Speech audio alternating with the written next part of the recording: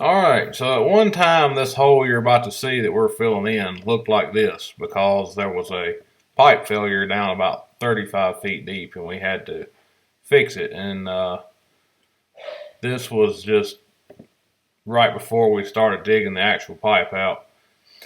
So I actually had to dig a little bit deeper than this.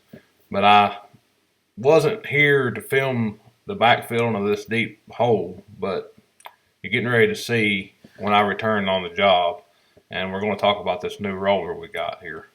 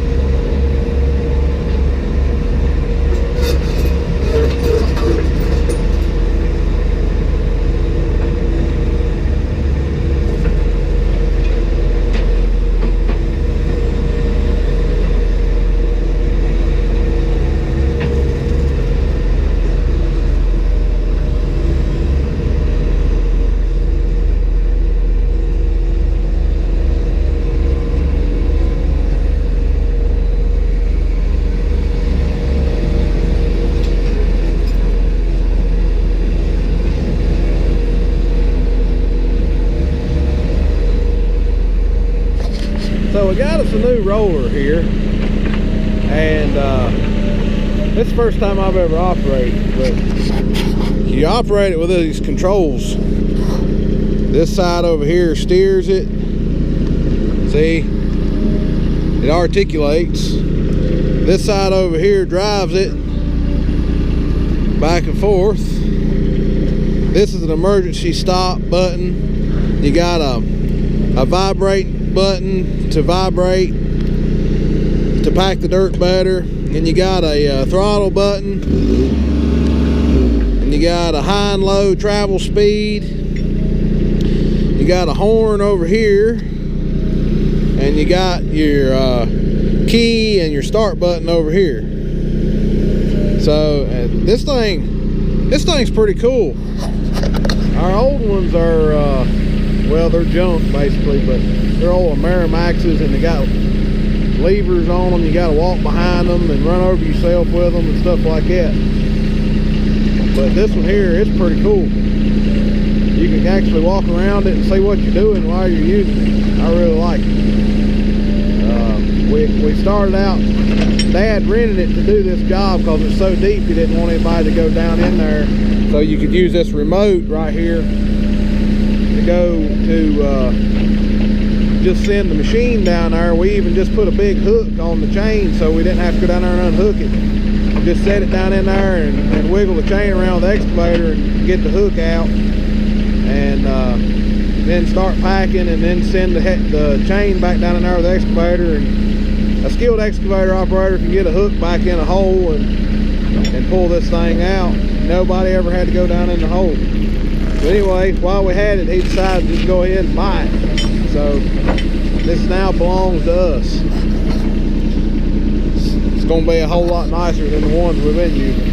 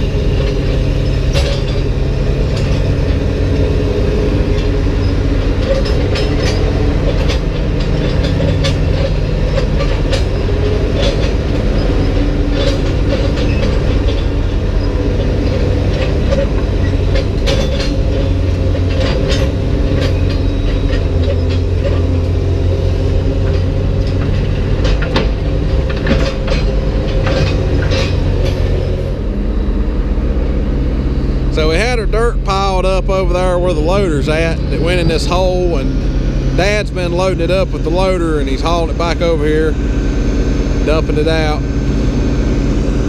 We're getting up to the point though, we got to put a foot of gravel in here, and we're getting really close to having, so we got a foot of gravel and about 4 inches of asphalt, so we're getting really close to the grade we need to be. We need a little more over there, but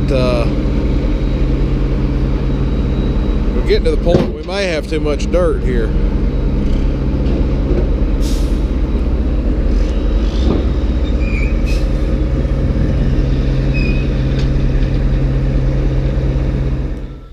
We're starting to get this thing cleaned up a little bit. We got some dust on the road that we got to get off. We got the sweeper for the skid steer sitting over there, and we'll sweep it all up when we start getting closer to being done. But we got this cut down about the right depth for stones. Getting a foot of stone, 4 inches of asphalt, so we got to be down 14 inches. We got to cut all this asphalt. It's just busted all up right now. So what we're going to do is we got a big saw over there. We're going to cut all this asphalt, square it all up. Once we get our gravel in here, then it's going to get paved eventually. Right now it's just going to stay gravel because all this dirt that's in here is really wet. It's the dirt that come out of here, and it's rained so much the dirt's just sopping wet. So what we're going to do is just put gravel on top and let it settle, and let it sit here all winter, and then in the spring we'll come out here and we'll saw it and dig the gravel down 4 inches and pave it. So anyway, this thing here being brand new, let's check it over just a little bit. Let's open the hood. And it's got a Kubota diesel engine in it. I think it's like an 18 horsepower Kubota diesel, water cooled. This engine will probably run forever in this little thing. Here's a compartment where your remote is stored. It's got a tether to hook to the remote. It charges this remote control when it's in here, and also you can hook the tether to it and use it if the remote control is dead. So that's pretty neat. You just run the tether out this little hole and then you're connected to it. Here's the other side of the little engine.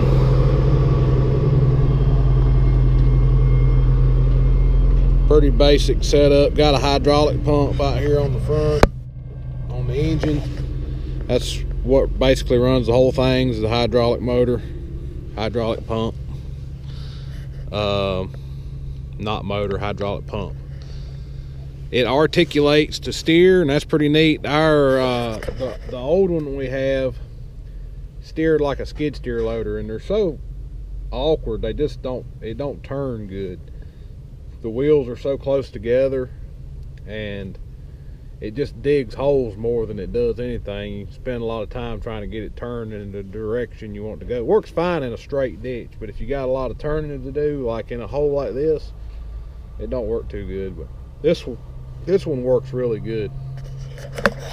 It has extensions on it. It's set up for 3 foot wide right now for like a 3 foot ditch or doing a big area like we're doing here. But you can take these things, unbolt, and they separate right here, and it can be 2 foot wide, so you can pack in a 2 foot wide ditch. This thing it vibrates. It's got 2 speed vibrators. It's got a low and a high, and it seems to really pack good. This material right here it's really wet. It's too wet really to be packing, but there ain't a whole lot we can do about it. That's what come out of this hole, and I don't care where you go right now, as much rain as we've had. No, there is no such thing as dry dirt right now, unless it's sand. But around here we got a lot of clay. But yeah, it's a pretty neat little rig here.